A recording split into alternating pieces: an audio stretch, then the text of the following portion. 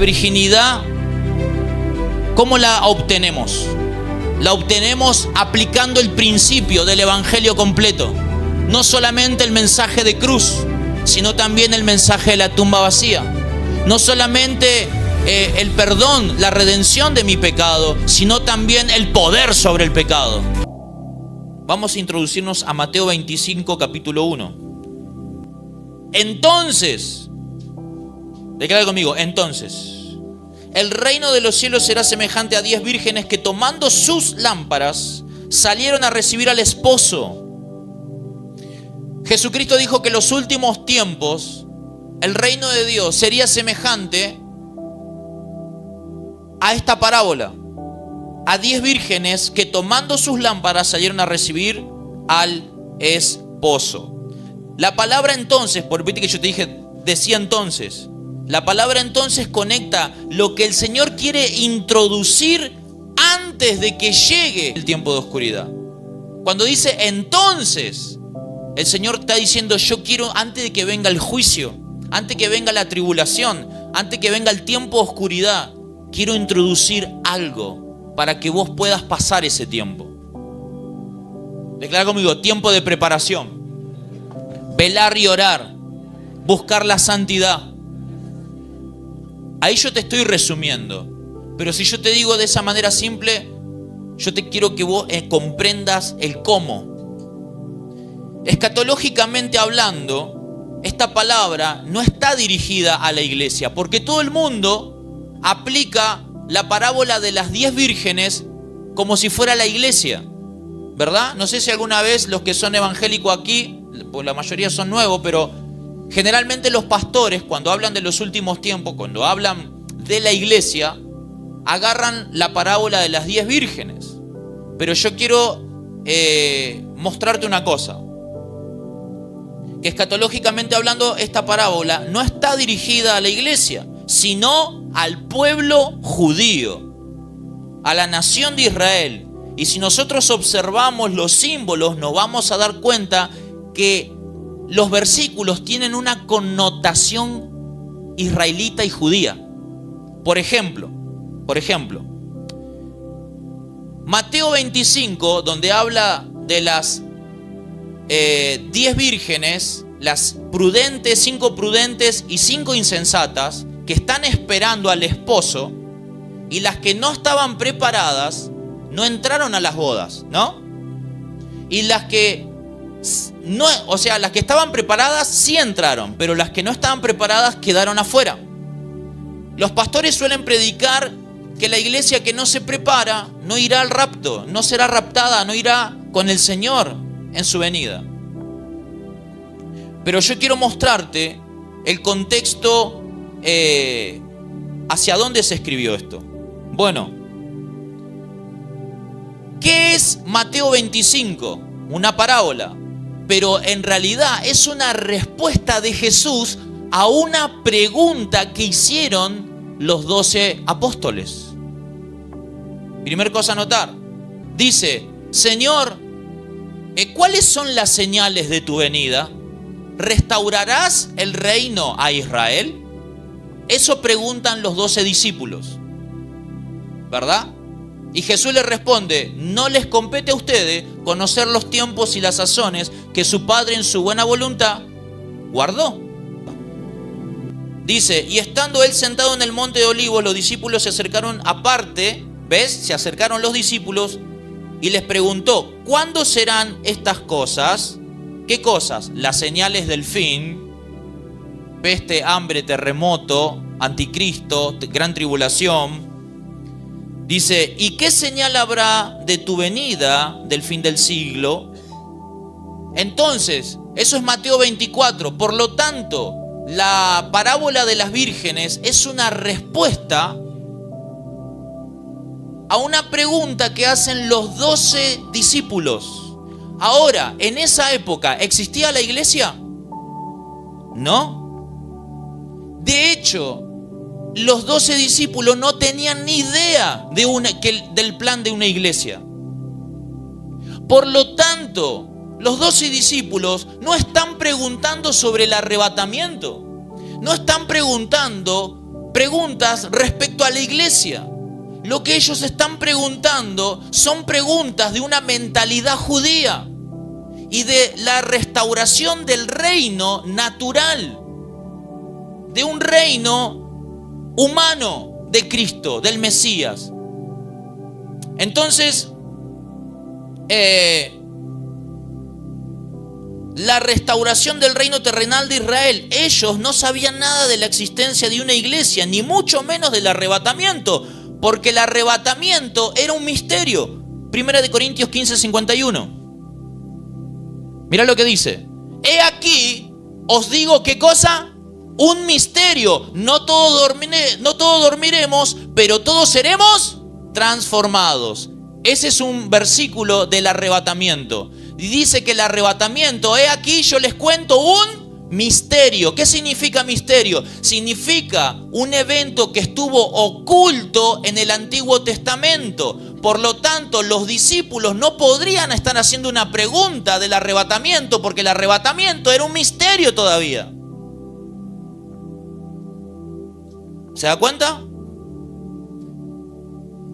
Pero sí, la segunda venida, el reino mesiánico, sí era de público conocimiento, porque en el Antiguo Testamento hay más de 2000 versículos que hablan de la segunda venida terrenal de Jesucristo. Ellos estaban preguntando de la restauración del reino de Israel. No estaban preguntando del arrebatamiento. Por lo tanto, la parábola de las 10 vírgenes no tiene que ver ni con la iglesia ni con el arrebatamiento. Entonces los discípulos no pueden estar haciendo una pregunta sobre iglesia, porque la iglesia no existía. Es decir, que la respuesta que dio Jesús es una respuesta totalmente para el pueblo judío. Voy a dar 6 razones. Primero, dice la parábola, en ese momento, en los últimos tiempos, será el reino de los cielos semejante a 10, ¿qué? Vírgenes. ¿Qué dice Juan 3:29? El que tiene la esposa es el esposo, mas el amigo del esposo que está a su lado y le oye, se goza grandemente de la voz del esposo. Así pues, este es mi gozo que está cumplido. ¿Saben de quiénes son esas palabras? De Juan el Bautista. ¿Qué está diciendo Juan el Bautista? Yo como judío no soy la esposa, soy el amigo del esposo. ¿Qué quiere decir esto? Que el pueblo judío no es la esposa de Cristo, sino que las 10 vírgenes es el pueblo de Israel. No es la iglesia, como nos enseñaron mal enseñado.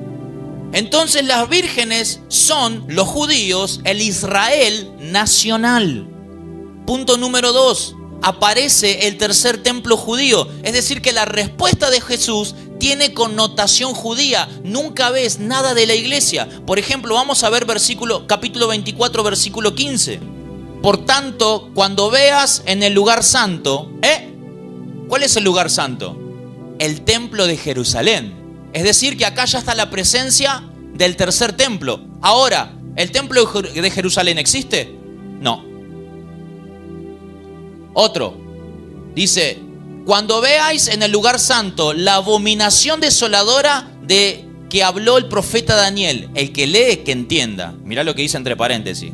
El que lee esto tiene que entender. ¿Quién es la abominación desoladora? El anticristo que profetizó Daniel, el profeta. ¿Está el anticristo entre nosotros? El anticristo, ¿para qué viene? Para sentarse en el templo de Jerusalén y proclamarse el Mesías falso. ¿Por qué? ¿A quién viene a castigar el anticristo? El anticristo viene a castigar a los judíos, no a la iglesia.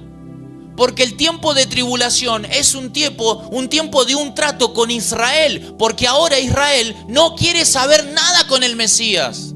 Entonces Dios manifiesta un anticristo para que los persiga y en el clamor de ellos encuentren a Jesucristo. La iglesia, mira, el tiempo es así.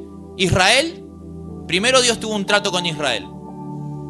Y a lo último Dios va a tener otro trato con Israel. ¿Y en el medio qué hay? En el medio está la iglesia. La iglesia es como un paréntesis en la historia, donde Dios agarra a otro pueblo que somos nosotros los gentiles.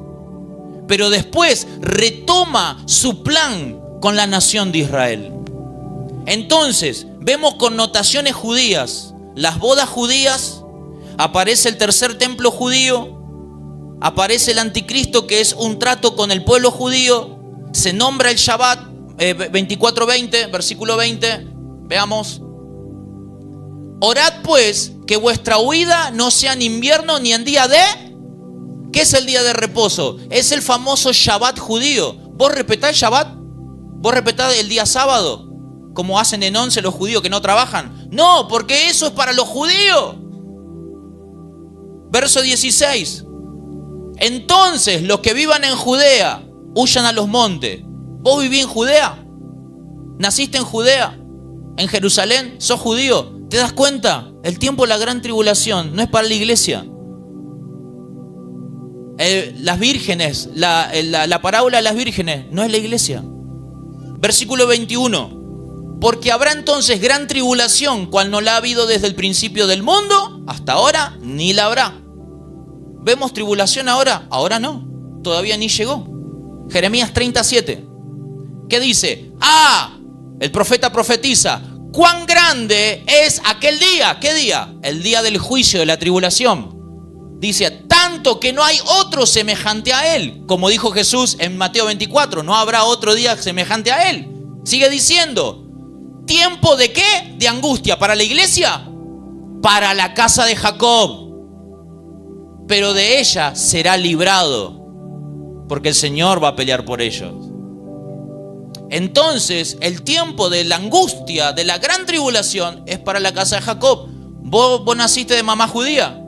No, entonces te das cuenta que las parábolas de las vírgenes es para el tiempo, es para el pueblo judío. En cambio, la iglesia no fue puesta para la ira y para la tribulación. Primera de Tesalonicenses capítulo 5, verso 9 al 11. Porque no nos ha puesto Dios ¿para qué?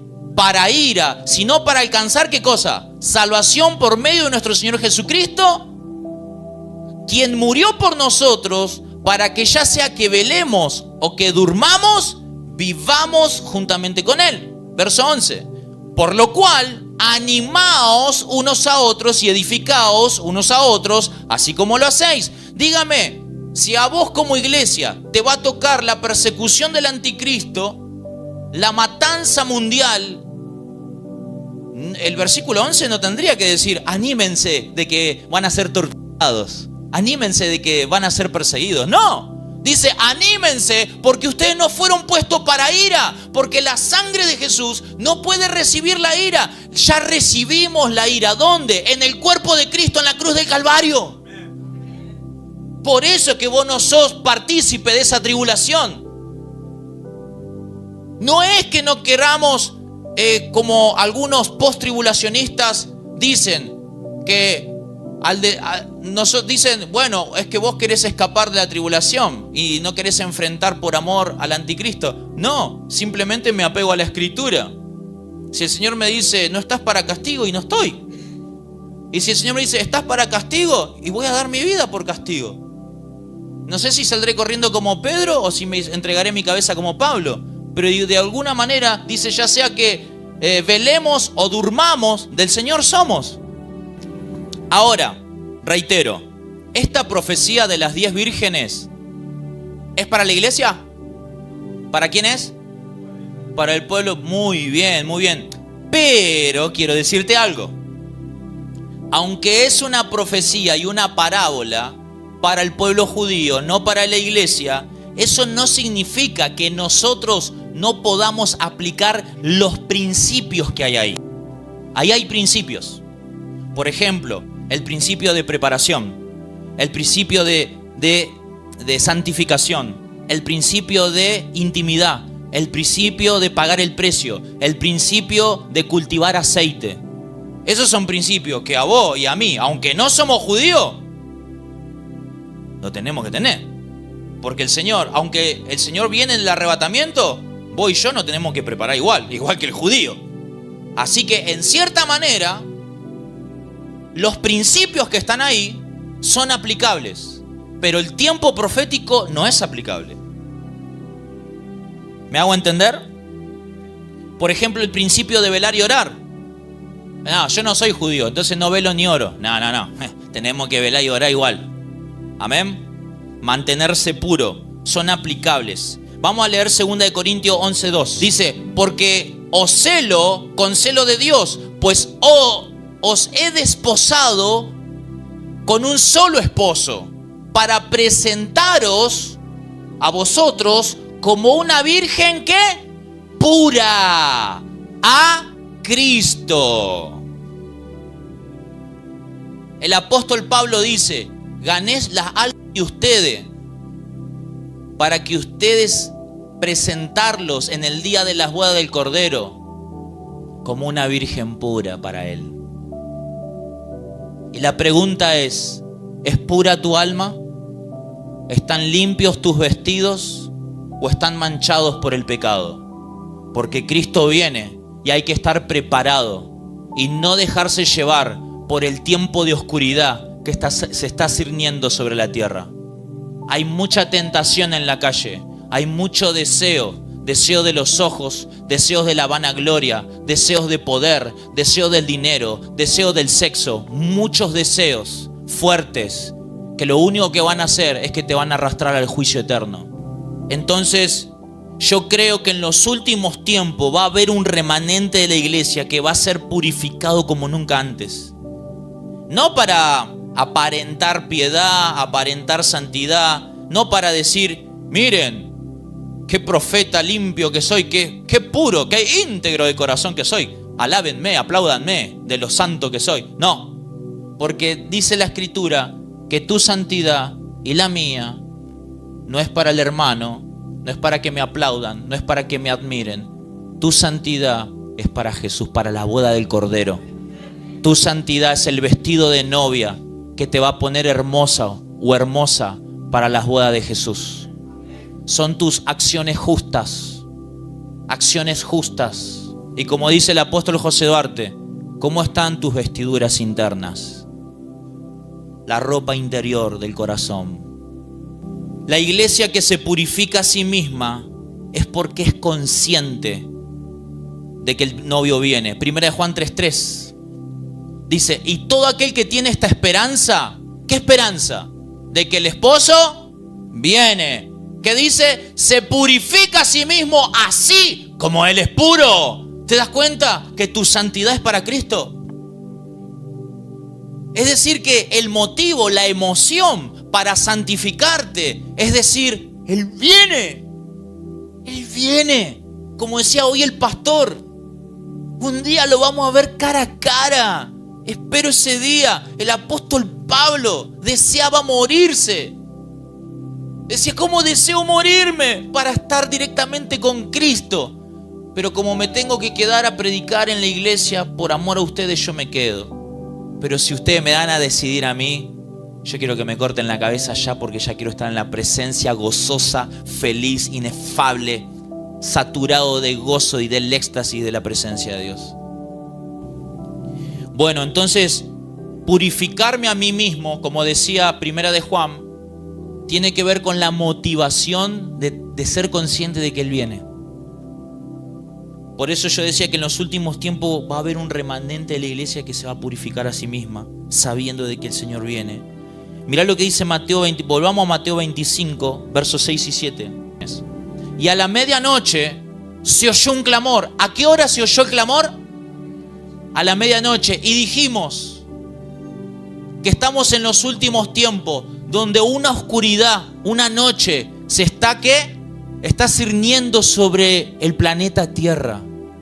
Y sobre esa hora de oscuridad, se dice, y a la medianoche se oyó un clamor. ¿Cuál es el clamor que se oye? Aquí viene el esposo, salid a recibirle. En este tiempo yo creo que uno de los grandes mensajes es la venida de nuestro Señor Jesucristo. Que dice, el esposo viene, iglesia. Prepárate en santidad. Deja todo. ¿Cuál es el pecado que te tiene atado? ¿Cuál es la cadena que te tiene atado? ¿Cuál es ese deseo que batalla contra el deseo de Dios? Es hora de cortarlo hoy para siempre. Porque hay un clamor que está resonando en el aire proféticamente. El esposo viene. Él viene en las nubes. Aleluya. Esa es una predicación que va a ser la predicación del fin de los tiempos. Y versículo 7. Entonces todas aquellas vírgenes se levantaron y ¿qué hicieron? Arreglaron su lámpara. Tenés que arreglar el cuerpo, el templo del Espíritu, que es tu cuerpo. Porque dijimos, sobre ti, en ti, nacerá ¿qué? La luz de la gloria ¿de quién? De Jehová. ¿Qué es una lámpara? Una portadora de luz. Y el Señor dijo, santifiquen su cuerpo, porque es templo del Espíritu Santo. Y el Espíritu es la luz, la gloria de Dios.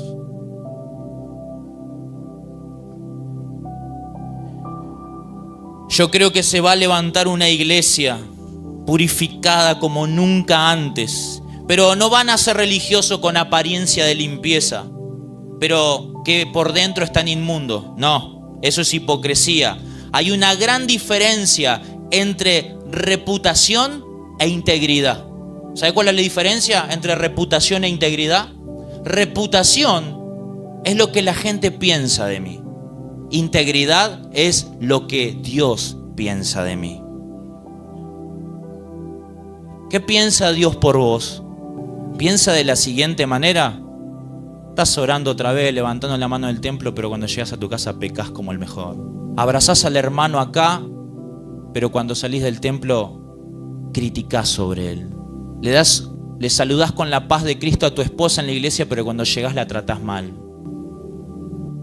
Acá levantás la mano para adorar a Dios, pero cuando llegás estás solo en tu casa, miras pornografía, te masturbás.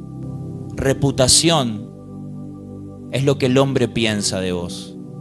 Qué buen pastor, qué buena pastora, qué buen evangelista. Eso es reputación, la opinión del hombre. Integridad es lo que el Señor sabe de vos. Yo creo que se levanta un pueblo, una generación que le importa más impactar los ojos de Dios que los ojos de la gente. Declara conmigo, este es el principio de la purificación. Esperar la venida de Jesús. Otro principio te voy a tirar ahora. ¿Cuántos creen que Dios puede llevarnos a un estado de virginidad espiritual? Es algo muy difícil. Vamos a ver Miqueas 7:18. Dice, ¿qué Dios como tú que perdona la maldad y olvida el pecado del remanente de su heredad? No retuvo para siempre su enojo, porque se deleita en misericordia. ¿Qué dice la Escritura? Dice que Él se deleita en el perdón más que en el juicio. Y que de tu pecado, si vos arrepentidamente de corazón le pediste perdón al Señor y te arrepentiste, ¿qué hace Él? Sufre de amnesia. Dice que se olvida de tu pecado. No es como el hombre que se olvida esporádicamente, pero cuando se vuelven a pelear saca trapitos al sol para recordarte lo que hiciste en el pasado. No, eso no es perdón, eso es rencor. El perdón se olvida, agarra todo tu expediente y lo hace desaparecer en el fondo del mar para nunca más recordarlo. Es decir, si hoy le pedís perdón, Él olvida tu pecado. Él no olvida como los hombres. Él los borra y dice que Él te hace como una virgen. Te purifica. Él se deleita en perdonar a aquellos que manifiestan arrepentimiento sincero. Pero, hijos e hijas en la fe,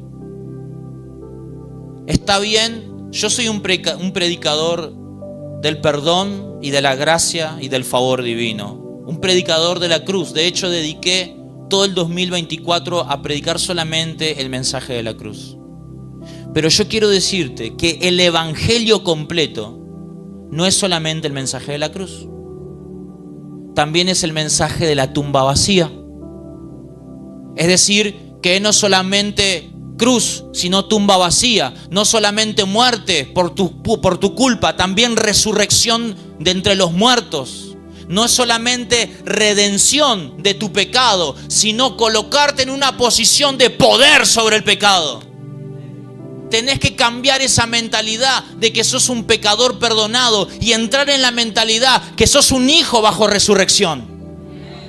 Declara conmigo, no solamente soy un pecador perdonado, soy un hijo resucitado. ¿Resucitado para qué? Para vivir por encima del pecado. No viviendo y te pido perdón otra vez, y te pido perdón otra vez, y reconozco que soy un pecador. ¡Basta! Eso es el principio de la vida de fe. Tienes que entrar en la realidad de una fe superior. Dice, dejando los rudimentos, dejando la leche espiritual del arrepentimiento de pecado, de las obras muertas y de la fe en Dios, y extenderte a una doctrina más poderosa. No solamente sos un hijo perdonado, quiero decirte en esta noche, sos un hijo resucitado en el poder del Espíritu para vencer las obras de la carne.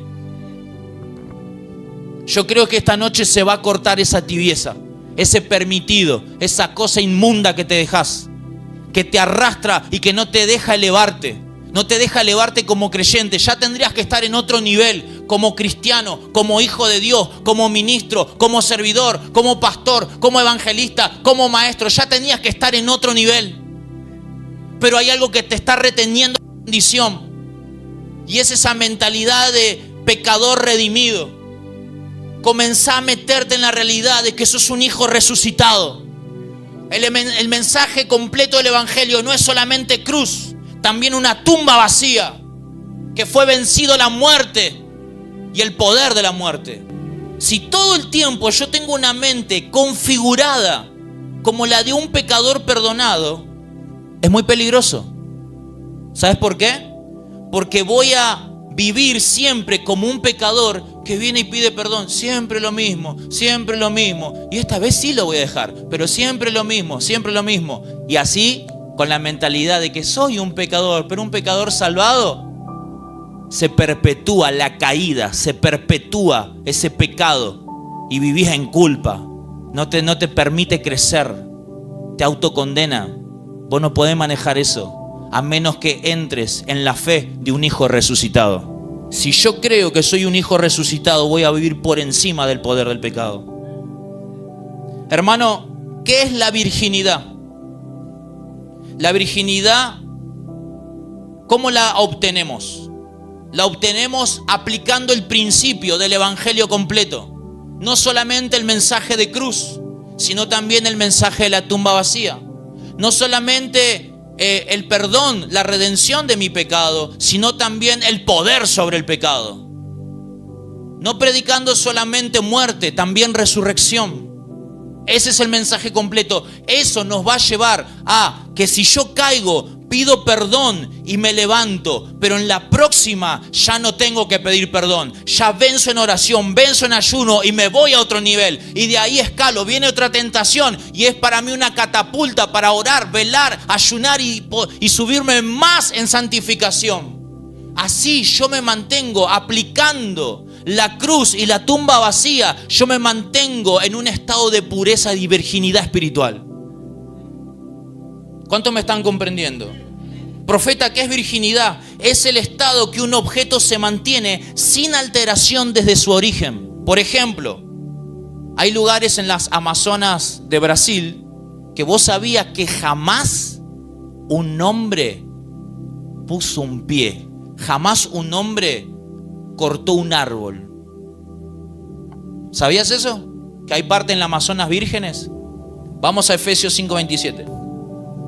Dice, a fin de presentársela a sí mismo, una iglesia como gloriosa, que no tuviese mancha ni arruga ni cosa semejante, sino que fuese, ¿de qué manera? Santa y sin mancha. Esa es la característica de la iglesia que el apóstol vio en visión en el fin de los tiempos. Es decir, ahora. ¿Cuántos creen que van a hacer esa iglesia? Que van a manifestar la luz de la gloria de Cristo y van a vivir en santidad. Aplicando ¿cómo? La obra completa de Cristo, la muerte y resurrección. ¿Verdad? Declarando, soy un pecador perdonado, pero también soy un hijo resucitado. Ahora, cuando la iglesia vence el poder del pecado, Dios le da un fuego para su lámpara. Dios le da luz para su lámpara. ¿Qué es la lámpara? La lámpara es un instrumento que tiene un propósito. ¿Cuál es el propósito? Alumbrar cuando se va la luz. ¿Viste cuando yo vivía en la casa de mis abuelos? Hoy todo el mundo tenemos un celular y al toque, si tenés batería, pones la linterna, ¿no? Pero antiguamente yo vivía con mis abuelos y mis abuelos tenían en un placar, un cajón, estaba destinado a tener velas. ¿Por qué? Porque ahí en la villa donde vivíamos se cortaba la luz. Siempre se cortaba la luz. Entonces sabíamos dónde estaba esa luz. Se cortaba la luz y yo decía, iba así, está acá. Abro, listo. ¿Por qué? Porque mi abuela nos preparó. Me dijo, hay un cajón destinado para esto. Cuando se corta la luz, ahí agarrá, siempre hay encendedor y siempre hay vela. De la misma manera, viene un tiempo de apagón en la tierra y vos tenés que tener preparada tu luz, porque viene la noche. Si vos eras de la familia que decía, yo tenía un pedacito de una vela, no sé si está en el cajón de las herramientas, no sé si está en la otra pieza. ¿Qué hacías? Ibas así, ¡pum! Te chocaba con una cosa, ¿no? ¡Pum! Te chocaba con la otra, ¿no? Eso es una parábola para vos también. Muchos andan a los choques. ¿Saben por qué? Porque en su vida no tienen la luz de la palabra de Dios. Entonces chocan con todo. La vida le está dando una paliza a ustedes, le está dando una paliza. ¿Por qué? Porque no toman la palabra de Dios, no la aplican a su vida.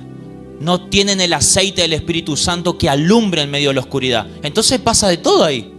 Pero ya estamos declarando que llega el tiempo que se levante una iglesia con luz. Gloria a Dios. Mateo 25, 1, 2. Entonces el reino de los cielos será semejante a 10 vírgenes que tomando sus lámparas salieron a recibir el esposo. Verso 2 dice, 5 de ellas eran prudentes y 5 insensatas, ¿no?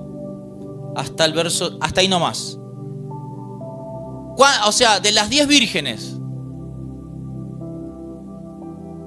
¿cuántas insensatas había? ¿Y cuántas prudentes? ¿Prudente cuál es? La que se prepara. Insensata o tonta es la que deja que la vida le pase por encima. Entonces, ¿cuál es la diferencia entre las prudentes y las insensatas? Vamos a leer, dice, yo les leo, presten atención. Verso 3. Las insensatas, tomando sus lámparas, no tomaron consigo aceite, mas las prudentes tomaron aceite en sus vasijas, juntamente con sus lámparas. Entonces, ¿cuál es la diferencia entre las insensatas y las prudentes? Que unas les falta ¿qué cosa? Tienen lámpara, pero no tienen aceite, ¿verdad? Entonces, el problema es que no tienen el aceite. No es suficiente con tener lámpara. Lo imprescindible, si vos tenés una lámpara en el campo y el depósito ahí no tiene aceite, ¿vos vas a tener luz en la noche? Entonces no sirve para nada tu lámpara. ¿Te das cuenta? ¿Qué nos quiere decir esto, la palabra de Dios? Que vos podés tener la Biblia ahí, en tu auto. ¿Viste que la gente pone la Biblia en el auto? Pone la gente la Biblia en la mesita de luz. Pone la Biblia hasta abajo de la almohada. Vos podés llevar tu Biblia de bolsillo todo el tiempo acá. Pero eso es un amuleto si no lo aplicás en tu vida.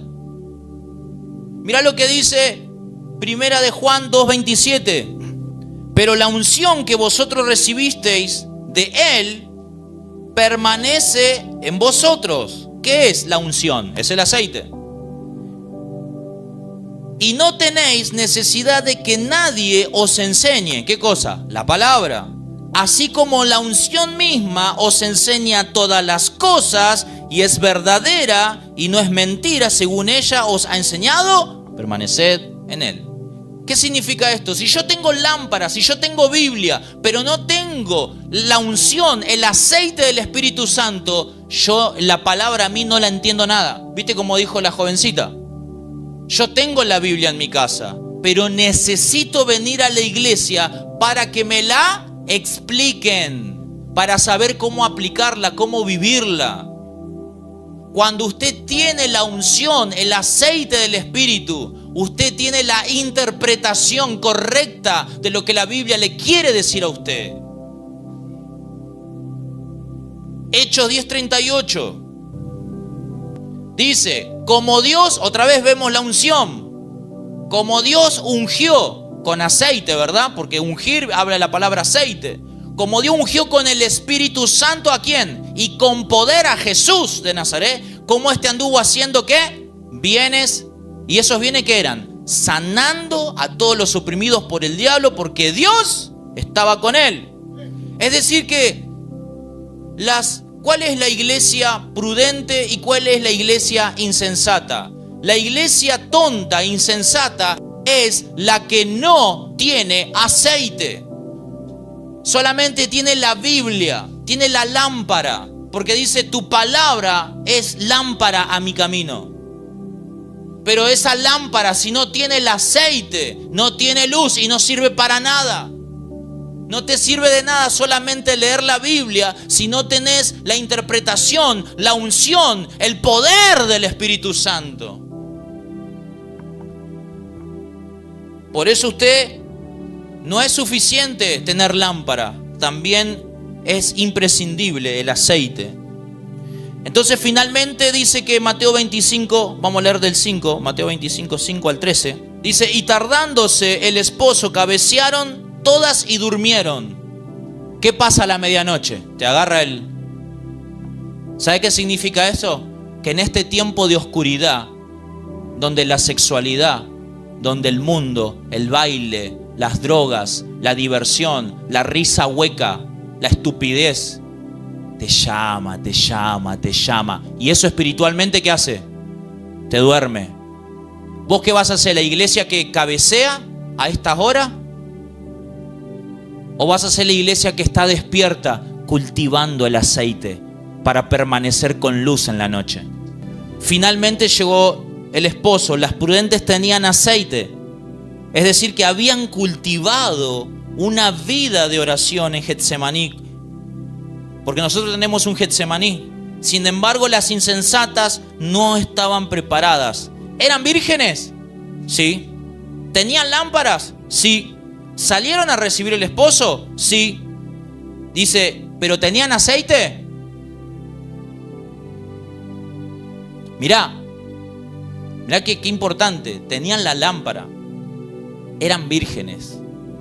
Pero no fue suficiente ser virgen ni tener lámpara. No fue suficiente. Lo suficiente es tener al Espíritu Santo. Porque dice, el que no tiene el Espíritu no es de Cristo, no se va con él. Así dice el apóstol Juan. ¿Se da cuenta? ¿Qué es lo más importante? Declara conmigo, cultivar aceite. Entonces, las insensatas, ¿qué hacen?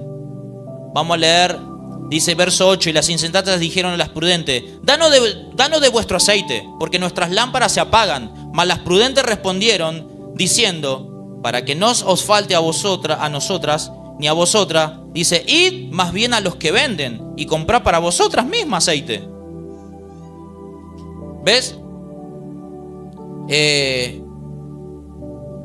Las insensatas le pidieron aceite a las prudentes, a las que tenían. Che, ahí viene el novio. Se despertaron porque en realidad todas cabecearon de sueño.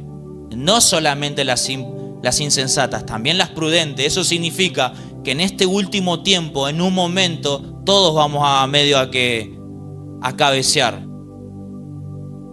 Pero la cosa es despertar y tener el aceite. El que está entendiendo lo espiritual, que lo comprenda, que lo entienda lo que estoy diciendo. ¿Y qué hicieron? ¡Viene el esposo! ¡Uy, viene el esposo! ¡Uy, no tenemos aceite! Dame un poquito del tuyo. Y las prudentes que dijeron, no, porque nosotros nos vamos a quedar sin aceite. ¿Por qué mejor no vas y compras? Ahí hay otro principio. Declara conmigo, el aceite cultivado no se transfiere. Hermano, cuando Cristo venga, una llamada al pastor no te va a ayudar. Una imposición de mano del profeta no te va a salvar. Yo estoy cultivando mi aceite en mi cuarto de oración. Estoy llenando mi tanque con el aceite. Yo no te voy a dar del mío. No te lo puedo dar. De hecho, no hay forma de dártelo. Pues es algo que está en mi corazón. El tema es, ¿vos estás cultivando aceite en tu cuarto de oración para la venida de Cristo? Porque el aceite no es transferible. No podemos vivir del cultivo de otro. No podemos vivir de la vida de oración del otro. A lo primero, bueno, puede ser. Vos vivís de la oración que yo hago por vos, en la línea de oración. Pero ¿hasta dónde vas a llegar con eso? ¿Hasta cuántas veces el profeta te va a orar? ¿Y vos cuándo vas a cultivar tu aceite? ¿Cuándo vas a estar preparándote vos, orar vos por tu hijo, orá vos por tu marido, orá vos por tu esposa, orá vos por tu vida? ¿Quién ora por el profeta? En el sentido de que vienen y me imponen las manos para cobrar nueva fuerza, a ese sentido me refiero. Nadie. ¿Y cómo me mantengo acá cada sábado? Cultivando mi propio aceite. Pero usted viene a la iglesia con su depósito vacío y mirá si justo hoy viene Cristo. ¿Qué vas a hacer? Yo te digo lo que vas a hacer. Vamos a leer. Dice versículo 9. Id más bien a los que venden y comprad para vosotras. ¿No tenés aceite? Andá y comprá tu aceite. ¿Qué significa eso? Para comprar yo tengo que pagar ¿qué? Un precio. Yo te digo, la salvación es gratuita, pero la unción del Espíritu Santo hay que pagar un precio. ¿Por qué? Porque ya fuimos libres. Somos libres para buscarlo a Dios, para buscar de su presencia. No somos esclavos, no estamos atados al pecado para no buscar de Dios. Ya somos libres y ahora esto es una respuesta de amor. El Señor me amó a mí primero, pero Él espera, ¿qué Él está esperando? Una respuesta de amor hacia Él. Cuando un novio le da un beso a la novia, el novio espera que le devuelvan el beso. El novio da un abrazo y el novio espera que le des un abrazo. De la misma manera, el Señor te salvó y ahora espera que vos busques, que cultives tu aceite en tu intimidad con Dios. Porque si no, no estás comprendiendo el principio de relación, de intimidad con Dios. Y a veces predicamos una gracia barata, ¿no? Una gracia donde el reino de Dios es gratis, hermano. Vení, sentate cada sábado, sentate y recibí eternamente. Eso no es lo que predicó el Mesías.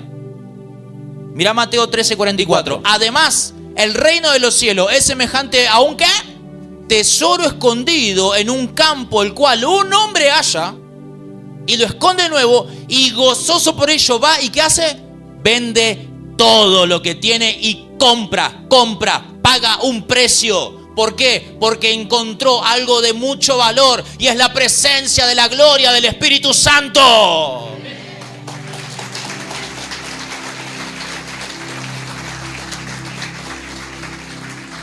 ¿Cómo me gozaba?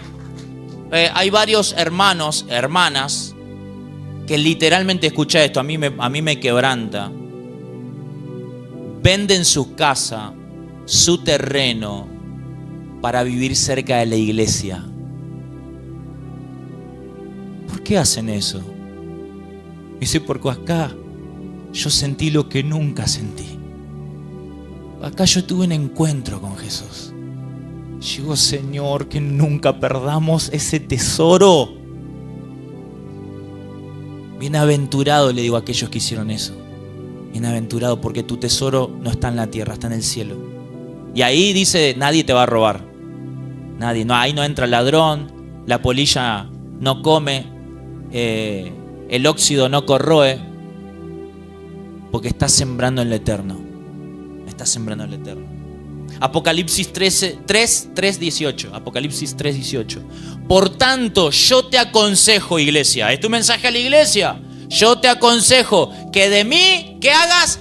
Compres, pagar precio, compres oro refinado en fuego para que seas rico y vestiduras blancas, ves, santificación, para vestirte y que no se descubra la vergüenza de tu desnudez, y unge, estamos hablando del aceite, y unge tus ojos con colirio para que veas ¿qué? ¿Cuánto vale Cristo? Porque aquel que se le abren los ojos en cuánto vale Cristo, deja todo. Como el apóstol Pablo. El vivir es Cristo y el morir es ganancia. ¿Cómo? Sí, si muero gano. ¿Y qué gana? Ver la gloria de Dios y disfrutar siempre para ella. Entonces, Jesús ya era hijo de Dios, ¿verdad? Cuando Él nació, era el hijo de Dios. ¿Tenía el Espíritu Santo en su corazón? En su corazón lo tenía. Fue carpintero, Titi nadie lo conocía. Hermano, Jesús por la unción, recién vimos que fue ungido. ¿Pero cuándo fue ungido? ¿Cuándo recibió el aceite de poder? Cuando se fue en el desierto. ¿Y ayunó por cuánto? 40 días. ¿Qué necesidad tiene este hombre santo? Si es santo, tiene lámpara. Es un virgen. Como la parábola. Pero ¿fue suficiente ser virgen? ¿Fue suficiente tener lámpara? ¿Tener palabra? ¿Fue suficiente decir voy a esperar al esposo? No. ¿Qué era lo suficiente? Tener aceite. Y Jesucristo pagó el precio. Él era el santo hijo de Dios, virgen. Tiene lámpara porque tiene palabra. Tiene una vida intachable. Pero Él dijo, a mí me falta algo. Fue y pagó el precio y ayunó 40 días, mostrando el hambre que tenía del Espíritu Santo. Y dice, cuando salió en el poder del Espíritu Santo. Donde Él iba, los demonios eran expulsados, las enfermedades eran limpiadas, los muertos resucitaban. Hermano, si Jesús pagó el precio por la unción, ¿cuánto más nosotros? ¿Cuánto más nosotros?